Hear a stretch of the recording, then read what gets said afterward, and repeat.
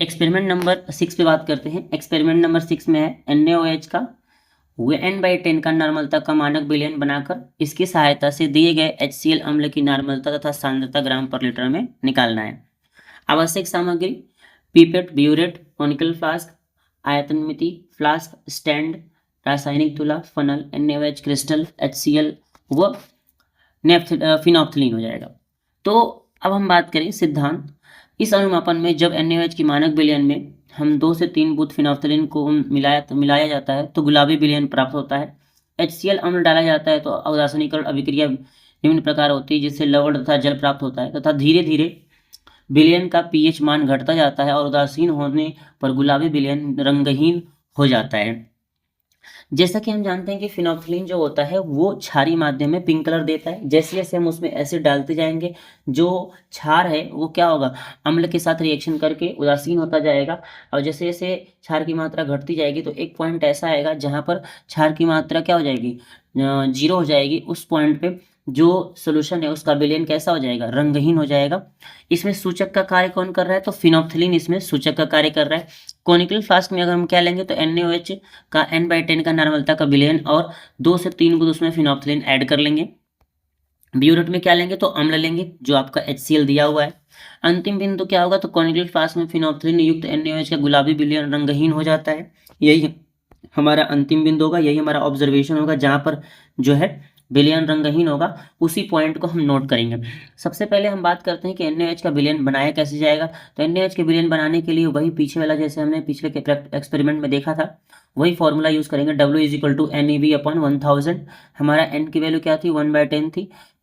उसके बाद अगर हम बात करें NaOH का इक्विवेलेंट वेट कितना होता है, तो 40 होता है।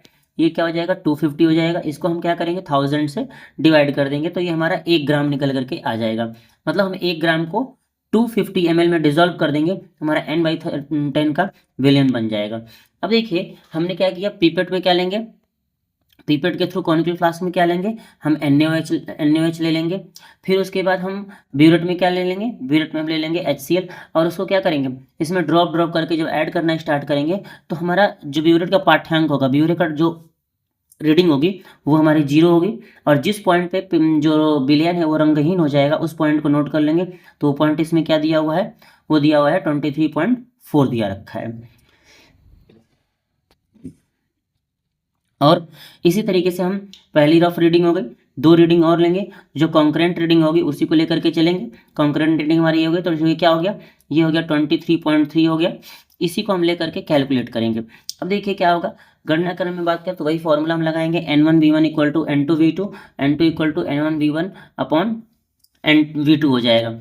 हमने वैल्यू रख ली, N1 की 1/10 हो जाएगा, 25V2 हो जाएगा। और उसके बाद 10 ml जो उसके बाद क्या हो जाएगा, अपॉन में 23.3 हो जाएगा, ये जो कि V2 की वैल्यू हो जाएगी। इसको कैलकुलेट करेंगे तो हमारे नॉर्मेलिटी निकल करके आ जाएगी 0.1073 नॉर्मेलिटी है ये किसकी, HCl की। अब HCl की ग्राम पर लीटर में कंसंट्रेशन हम कैसे कैलकुलेट करेंगे, तो उसके लिए हम वैसे हम क्या करेंगे, इसको ग्राम पर लीटर में कैलकुलेट करने के लिए नॉर्मलता को उस HCl के तुल्यांकी भार से क्या कर देंगे, मल्टीप्लाई कर देंगे तो हमारा ग्राम पर लीटर में कंसंट्रेशन आ जाएगी। तो नॉर्मलता हमारी कितनी थी, 0.1073 थी। और HCl का तुल्यांकी भार कितना होता है, तो देखिए Cl का 35 होता है, 35.5 होता है।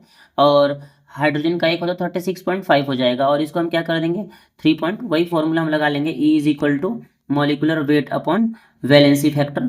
तो यहाँ पर क्या हो जाएगा, Cl की जो बेसिसिटी होती है वो 1 होती है, तो 1 से इसको डिवाइड करेंगे 36.5 ही आना है। तो क्या हो जाएगा, 3.916 ग्राम पर लीटर हो जाएगा। परिणाम में हम क्या देंगे, दिए गए HCl की नॉर्मलता 0.1073 नॉर्मलिटी है तथा सांद्रता क्या हो जाएगी, 3.926 ग्राम पर लीटर प्राप्त हुई। सावधानियां जैसे हमने पिछले वाले में लिखा था उसी तरीके से इसमें भी लिख लेंगे। इस तरीके से आपका एक्सपेरिमेंट नंबर 6 क्या हुआ, समाप्त।